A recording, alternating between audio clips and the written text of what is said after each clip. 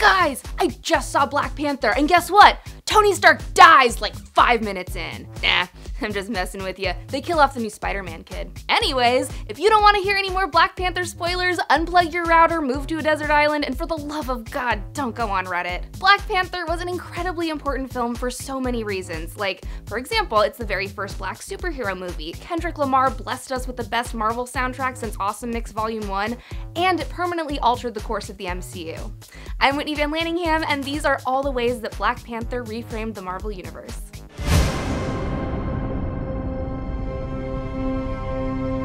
Let's start at the beginning. In the opening scene, we learn that long ago, a meteorite made of vibranium crashed to Earth and landed in Wakanda.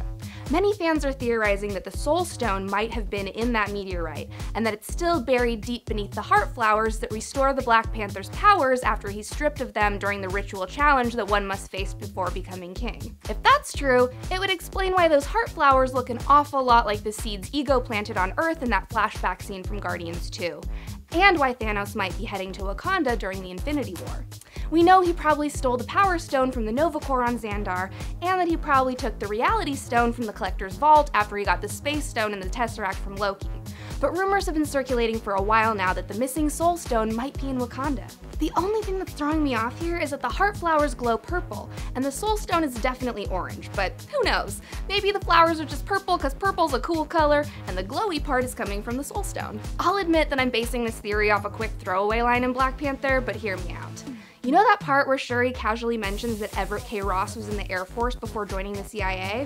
Guess who else was a member of the Air Force? Carol Danvers herself, aka Captain Marvel. I wouldn't be surprised if their service time overlaps. Ross shows up in Captain Marvel next year, considering that it takes place 20 years ago in the 90s, and now I'm just realizing that the 90s is going on 30 years ago. Can a girl get a time stone here? Maybe I'm reading too much into Martin Freeman's character's previous employment, but you gotta admit, it would be cool as hell to see Carol and Everett team up to kick ass. If Everett Ross does end up cameoing in Captain Marvel, that might make him the Avengers' next Phil Coulson, which is a bit odd considering that his comic book counterpart once sold his soul to the devil for a pair of jeans. American Boy Scout Phil Coulson would never sell his soul to the devil. Well, okay, maybe he would, but only to become Ghost Rider and only to destroy Ultron version 2.sexy. Oh dear help, I'm falling into a nerd spiral! Ah! If you thought Stark Tech was cool, I bet you're shitting your pants right now over how cool Wakandan technology is. Shuri's tech is impressive to say the least. She built a magnetic monorail that puts Elon Musk to shame, and her holograms and gadgets make Spidey's tricked out suit look like something a 5-year-old built with his Legos. She literally saves Ross after a bullet pierces his spinal column, using science, technology, and a healthy dose of vibranium to nurse him back to health. And let's not forget the self-driving spaceship that she can pilot halfway across the world from her tech lab, and the kinetic-absorbing Black Panther super suit. If only she was on the CGI team for this movie, am I right? Going forward, Wakandan tech is going to be a huge game changer for the MCU. When T'Challa asks for someone to get a cap shield, you better bet that Shuri's going to hook him up with a crazy Afrofuturistic space shield. Bucky's also going to need a new arm, and I'm sure Shuri has some crazy design up her sleeves. Well, up his sleeves. Or sleeve? More importantly, Shuri's portable Panther suit tech will likely lay the groundwork Tony needs to develop his bleeding edge armor. Only instead of keeping his Iron Man soup in a dope necklace, he'll inject that shit straight into his bones, because comics. But although Wakandan technology has so far been used to help and to heal and innovate, there's no telling what kind of tragedy could happen if her tech got into the wrong hands. I'm all for the new inclusive Wakanda that takes in refugees and tries to help their allies in other countries, but I'm also a little worried that one of the bad guys is gonna get a hold of one of Shuri's brilliant creations. If regular old evil dudes end up stealing the recipe for Wakandan technology, it's not a death sentence for the Avengers, but I'd still say they're definitely screwed. The first inkling I had that Bucky might just show up in the after credits scene was when Shuri says, "Great, another broken white boy for us to fix," when Ross is carried into her lab. If we haven't seen another white boy hanging around, it's pretty safe to say that they were talking about Bucky.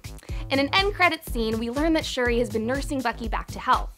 In the Avengers Infinity War tie-in comic, Shuri invents an algorithm that will remove all of the trigger words that turn him into a murder machine from his brain without destroying the key parts of his personality.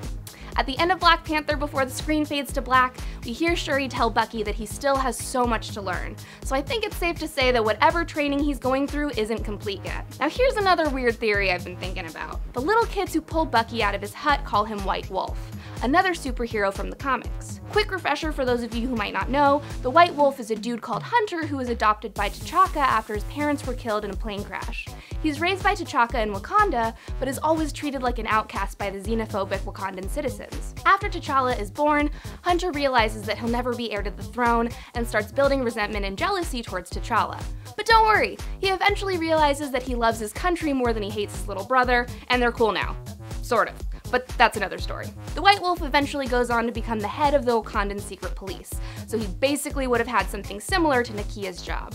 Obviously, that's not exactly the same thing as a bunch of little kids calling Bucky the White Wolf, but what if the MCU is doing a fun little mashup with the White Wolf character?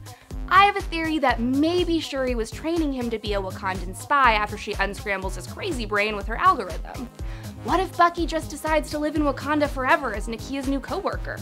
I feel like that would be a pretty cool storyline if they do it the right way. Also, if Bucky becomes the MCU White Wolf, that might take him out of the running to become Captain America after Chris Evans retires, so things are looking good for fans betting on Sam Wilson to become Captain America.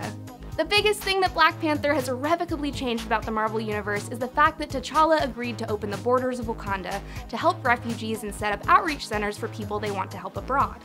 Even though Killmonger's whole "I'm gonna kill you and kill everyone and be king" thing was very evil, and even though he spent half the movie telling his ex-girlfriend that he'd never risk the protection of his people, T'Challa listens to both of them, learns from them, and proceeds to reveal Wakanda to the UN so that he can be more help to the world at large. So what does that mean for the MCU? For starters, now that Wakanda is helping out, maybe parts of the world that are shitty and terrible won't be so shitty and terrible anymore. But this also means that more people will have access to vibranium, which sounds like it's not a good idea. It's safe to say that T'Challa's decision is going to come with consequences, both good and bad. And it's going to be up to the Avengers to keep the world from falling apart again. These are just some of the ways that Black Panther is going to reframe the MCU, but I want to hear what you guys thought of the movie in the comments. Like and subscribe, and I'll catch up with you super dudes again after Infinity War. It would be cool as hell to see Carrot, that's their couple name, Carol and Everett, and the kinetic absorbing Black Panther. So sorry, these are a lot of complex words. Not complex words, just a lot of stuff. Okay, but I want to hear what you guys thought of the. I'm following into a nerd spiral! Ah!